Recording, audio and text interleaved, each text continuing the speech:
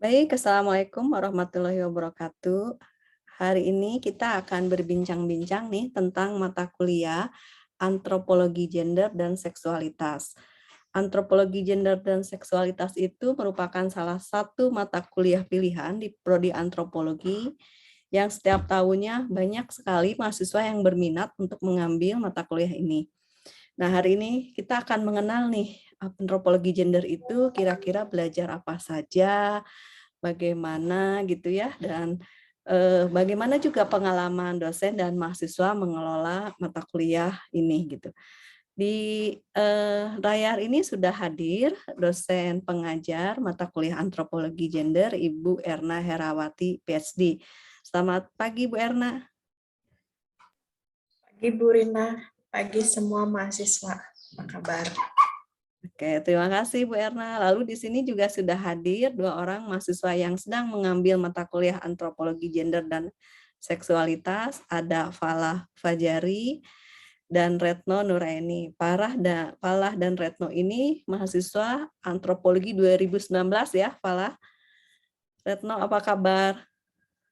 Baik Ibu, Alhamdulillah Bu. Oke, Selamat pagi. pagi. Nah, sekarang kita akan mulai ya perbincangan kita tentang antropologi gender. Saya mau ke Bu Erna dulu nih. Bu Erna, antropologi gender dan seksualitas itu kira-kira apa sih yang dipelajari gitu? Oke, mata kuliah ini tuh sebetulnya bicara sesuai dengan judulnya ya, tentang gender dan seksualitas. Tapi karena mata kuliah ini dikonvin oleh Prodi Antropologi, maka memakai perspektif antropologi. Nah, pasti orang bertanya, apa sih perspektif antropologi? Sebetulnya yaitu perspektif yang mengedepankan kajian-kajian pada budaya ya. Jadi kuliah ini sebetulnya adalah kuliah yang membahas tentang kajian-kajian dan penelitian-penelitian etnografi yang bertema gender dan seksualitas, baik dari setting Indonesia maupun dari setting luar Indonesia. Jadi itu sebetulnya perkuliahan. Kebetulan kan mata kuliah ini juga nggak hanya ada di Prodi Antropologi ya, tetapi ada juga di FIB, ada juga di Prodi HI bahkan. Tetapi tentu saja perspektifnya berbeda dengan perspektif yang ada di antropologi, karena kita lebih fokus kepada bagaimana gender ya sebagai bentukan sosiokultural itu dipraktekkan, dipahami di masyarakat-masyarakat yang berbeda. Dan di antropologi itu lebih banyak untuk menyorot case-case atau kasus-kasus yang berasal dari studi-studi etnografi ataupun case-case empiris yang ada di sekeliling kita untuk dikaji dengan kacamata antropologi. Kira-kira sih begitu, Bu Rina. Nah, dalam satu semester ini kira-kira apa sih materi-materi yang dipelajari oleh mahasiswa itu? Banyak ya Bu ya. Saya membuat ringkasan nih, sebetulnya ini hanya ringkasan, tetapi di dalam satu sesi perkuliahan itu juga ada beberapa topik yang dibahas ya. Misalnya kalau pertemuan pertama itu kita biasanya introduction dulu lah. Introduction dulu tentang apa sih antropologi, apa sih gender, apa itu seksualitas, lalu bagaimana ketiga konsep itu berkaitan membentuk satu mata kuliah ini ya. Nah, itu kita jelaskan di awal kuliah. Lalu setelah mahasiswa paham, mulailah kita bergerak kepada konsep-konsep dasar dalam antropologi gender dan seksualitas. Misalnya apa sih? Misalnya mereka harus mengenal istilah patriarki, matriarki, dikotomi publik domestik, kemudian juga mengenal apa itu orientasi gender, seksisme, dan sebagainya. Pokoknya semacam glossary ya, glossary tentang konsep-konsep dasar. Nah, kemudian kita juga ada sesi bicara tentang teori-teori dalam antropologi yang berkaitan dengan kajian-kajian gender dan seksualitas. Bisa teori klasik, misalnya kayak fungsionalisme, strukturalisme, konflik, interaksionisme simbolik, dan sebagainya. Juga teori-teori kontemporer, misalnya strukturasi Giddens dan bagaimana kaitannya dengan gender, lalu misalnya communicative action-nya Habermas kaitannya dengan seksualitas, dan sebagainya. Selain itu, kami juga memperkenalkan mahasiswa pada metode-metode analisis gender yang biasa dipakai oleh teman-teman di ini ya, praktisi ya, teman-teman praktisi. Misalnya ada Harvard, MOS, gender path analysis, dan sebagainya. Pokoknya sebanyak mungkin mereka mengenal tentang aneka jenis metode analisis gender. Lalu kami juga memberikan kajian-kajian etnografi, kajian-kajian etnografi klasik, misalnya bagaimana sih gender di masyarakat Bugis, bagaimana gender di masyarakat Papua, Minang, Jawa, dan sebagainya. Dan juga tema-tema yang lebih kontemporer, misalnya etnografi kontemporer, bagaimana gender dalam sebuah perusahaan misalnya, bagaimana gender itu juga diakomodasi di dalam perbincangan-perbincangan industri dan sebagainya. Itu settingnya ada yang di Indonesia dan juga ada yang di luar Indonesia, karena kami ingin mahasiswa memperoleh gambaran seluas-luasnya tentang kajian-kajian etnografi tentang gender dan seksualitas. Juga kami memasukkan ragam fenomena gender dan seksualitas dalam aneka konteks, misalnya dalam konteks politik, lingkungan, kesehatan, religi, dan sebagainya. Dan yang paling penting, kami juga mengajak mahasiswa untuk mengenal penelitian dan kajian berwawasan GESI, Gender Equality and Social Inclusion. Kira-kira 7 itu, Bu Rina, yang pokok ya, tetapi di dalamnya itu kami breakdown menjadi 16 kali pertemuan yang masing-masing itu ada anak-anak sub pokok bahasanya. Gitu kira-kira, Bu Rina. Terima kasih. Berarti kalau dengar penjelasan Bu Erna, ini sangat luas sekali ya. Kalau kita melakukan riset tentang gender gitu, kita bisa melakukan riset tadi di dunia kerja gitu ya, di pertanian, di industri, kemudian di media juga bisa gitu ya, di politik bisa, di hukum juga bisa. Dalam berbagai macam aspek kita bisa melakukan penelitian gender nih dalam perspektif antropologi.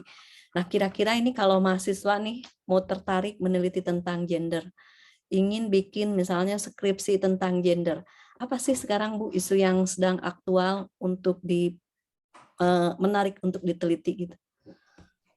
Banyak sih sebetulnya ya yang aktual ya. Tadi saya sudah sampaikan beberapa topik, misalnya Bu Rina juga sudah sebutkan ya, gender dalam politik, gender dalam misalnya kesehatan, agama, dan sebagainya. Yang paling aktual saat ini adalah GESI tadi, Gender Equality and Social Inclusion ya, karena di dalamnya bicara tentang kesetaraan gender. Menu-menu tentang GESI ini nggak ada habisnya, apalagi di masa pandemi sekarang ya. Dan kebetulan kan Indonesia mau jadi tuan rumah G20 nih ya. G20 ada yang kenal nggak? Dengan semboyannya Pak, recovery together, recovery stronger ya. Itu isu GESI menjadi spotlight di dalam G20 karena apa? Karena ini juga sesuai dengan SDG 5 tentang gender equality ya. Bagaimana semua topik-topik yang berkaitan dengan gender equality itu selalu menarik. Nah, kita tinggal pilih aja konteksnya mau di mana.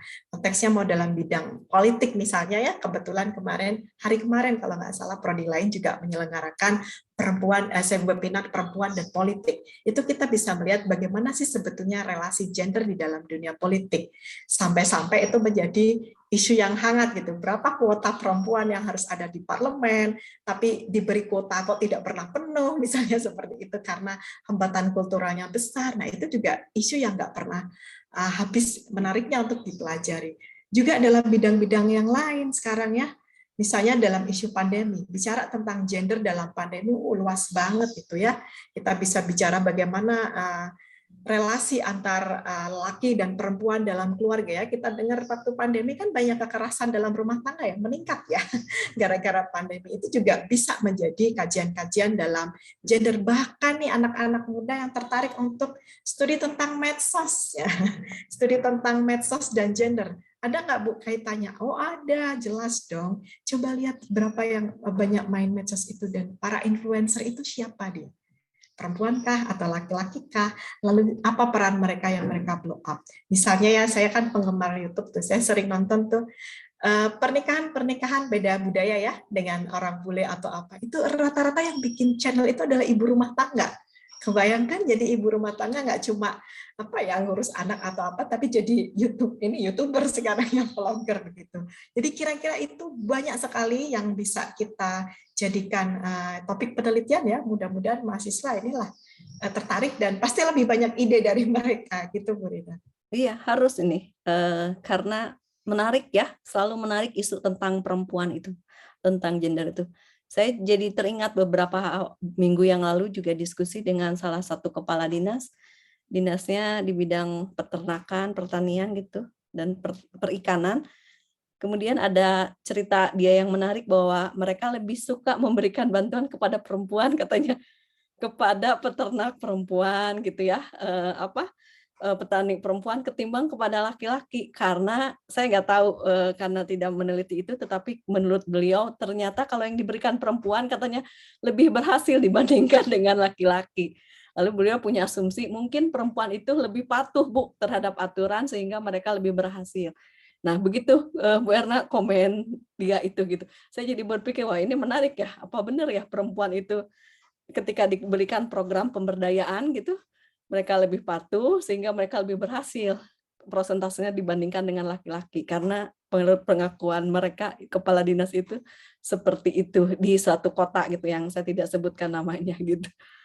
Mungkin betul benar ya sih, Bu Erna ya. seperti itu. Aspek gender itu memang sangat mempengaruhi bagaimana cara orang kemudian berpraktek dalam hidup sehari-hari ya.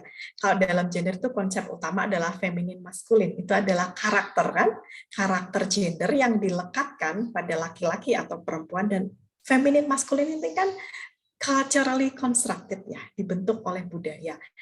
Identik dengan apa sih maskulin itu? Maskulin identik dengan apa ya, sosok yang apa sih, jantan, kemudian tapi juga ceroboh gitu ya, careless katanya, stereotipnya seperti itu.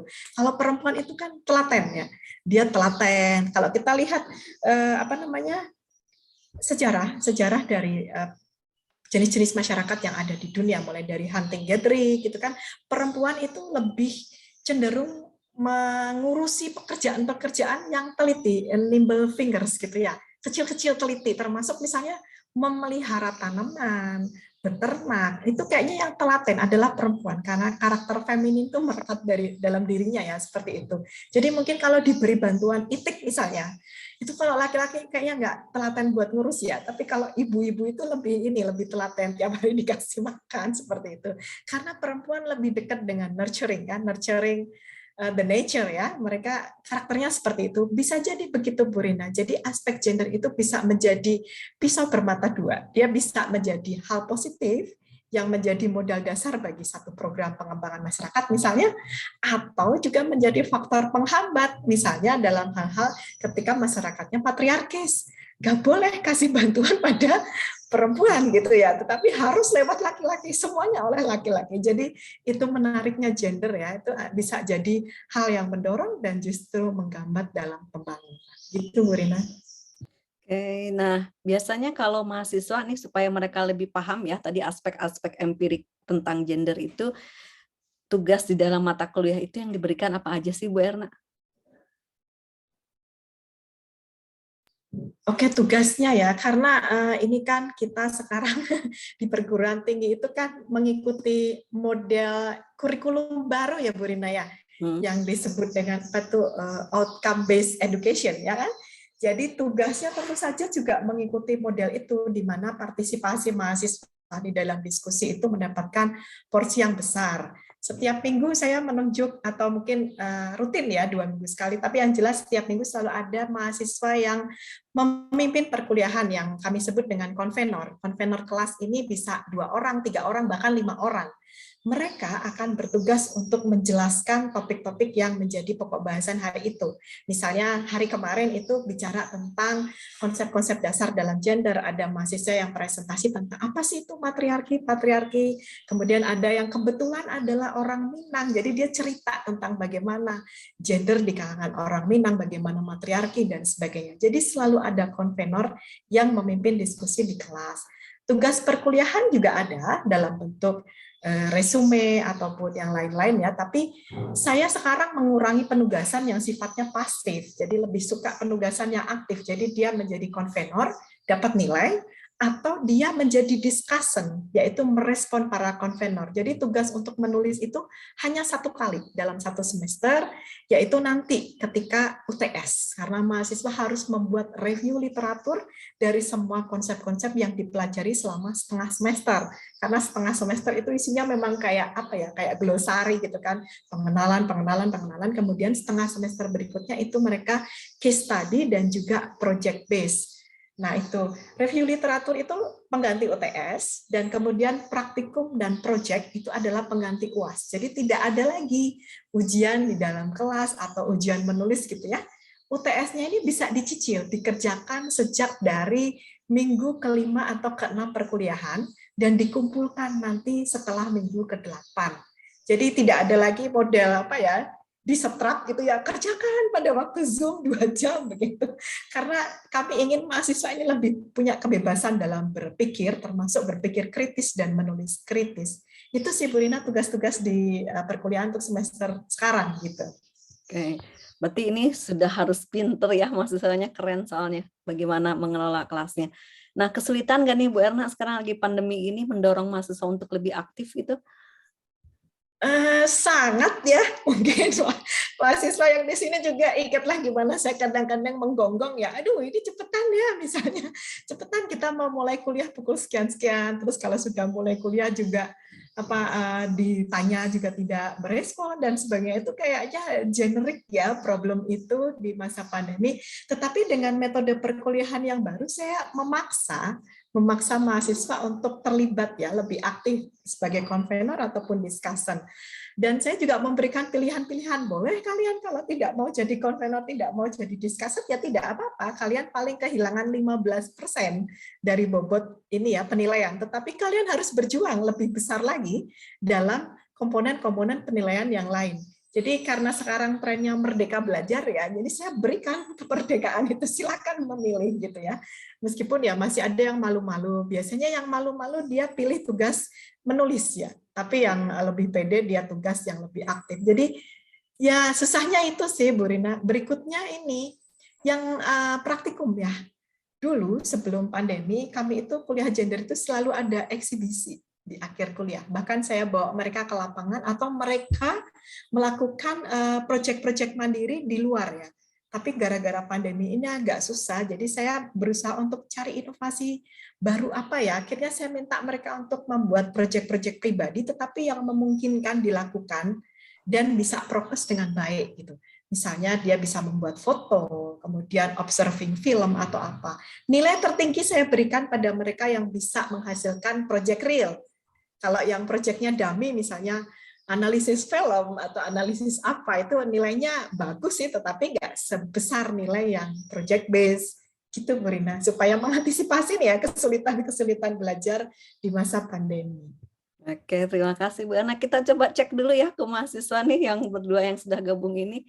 Oke. Falah dan Retno nih. Tadi menarik ya kalau dengerin paparan Bu Erna tentang mata kuliah ini. Saya juga rasanya pengen gitulah gabung di mata kuliah ini kalau jadi mahasiswa. Nah, kalau Falah nih, kenapa sih mengambil mata kuliah antropologi gender?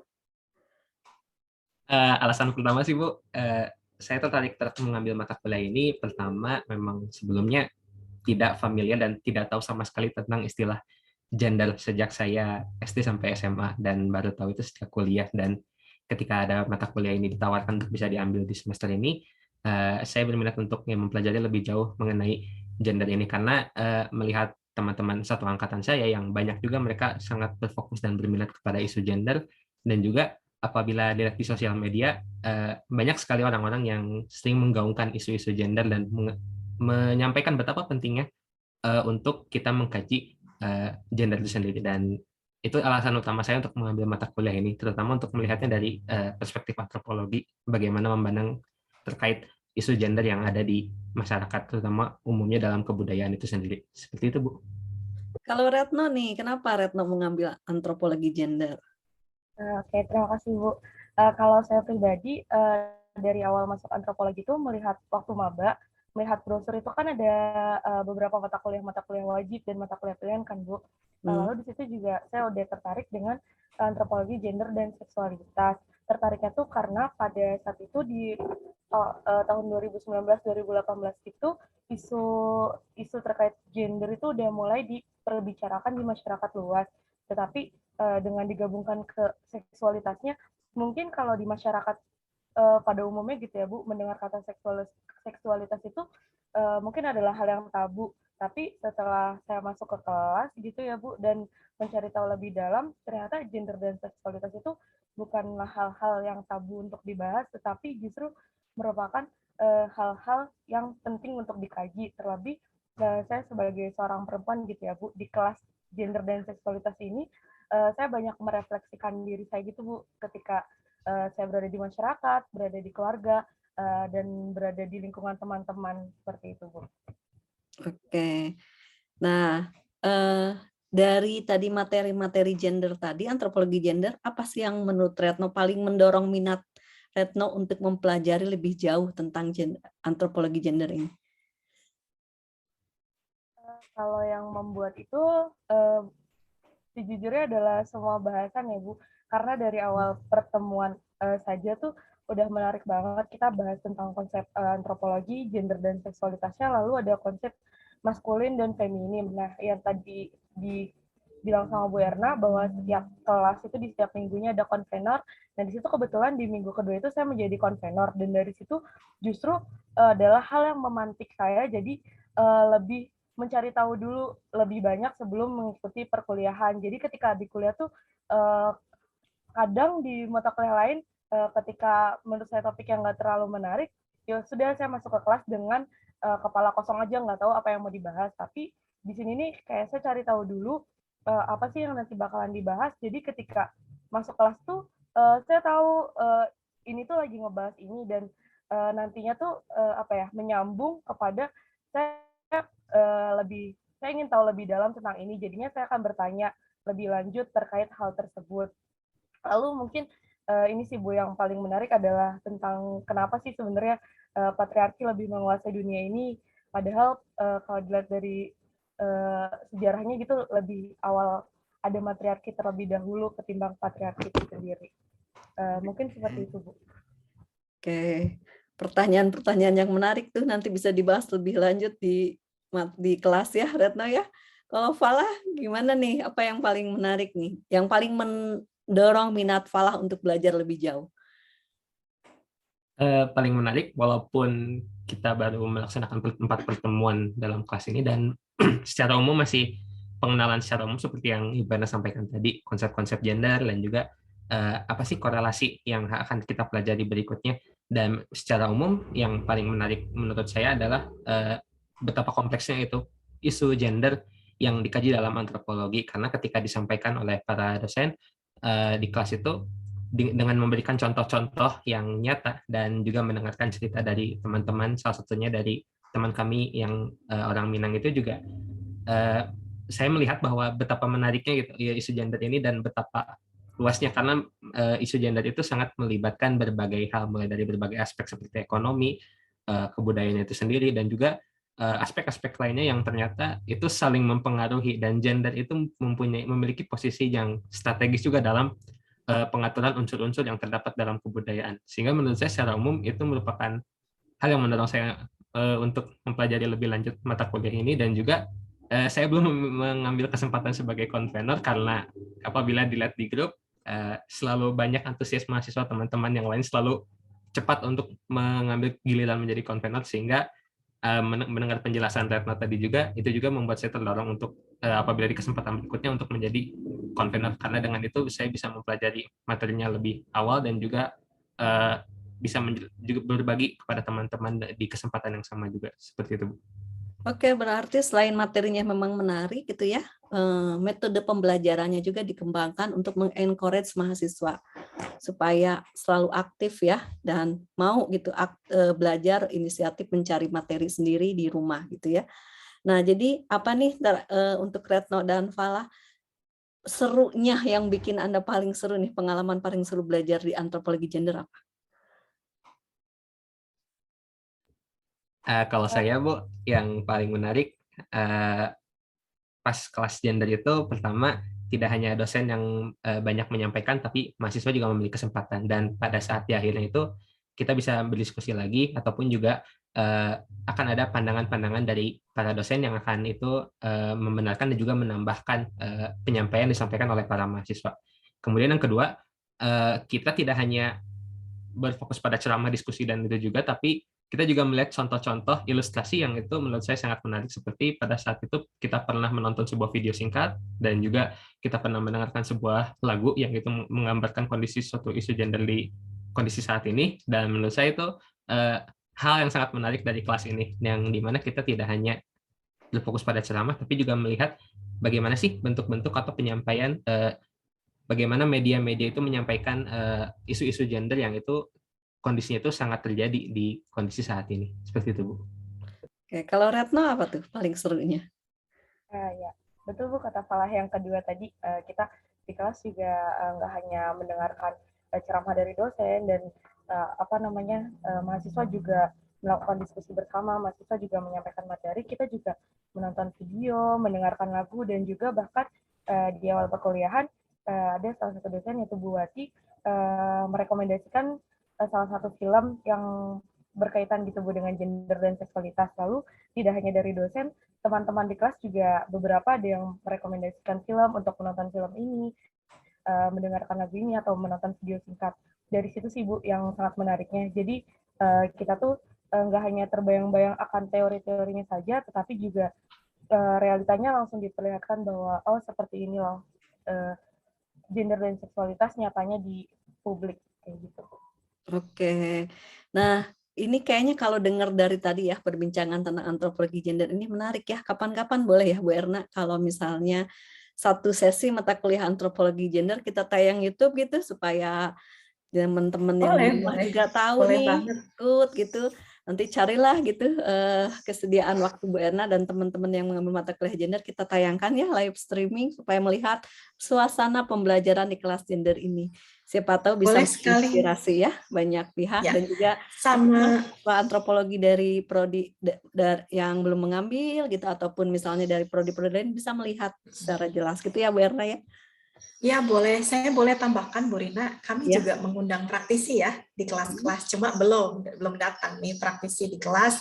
Kami hadirkan baik yang dosen maupun dia aktivis gitu, aktivis di kegiatan gender dan seksualitas. Jadi selain kami yang ngajar, mahasiswa diskusi juga kami undang para praktisi supaya mahasiswa kenal betul ya dunia luar seperti apa.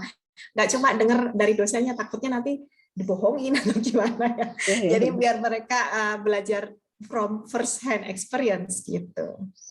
Nah, saya punya satu pertanyaan terakhir nih buat Bu Erna ya.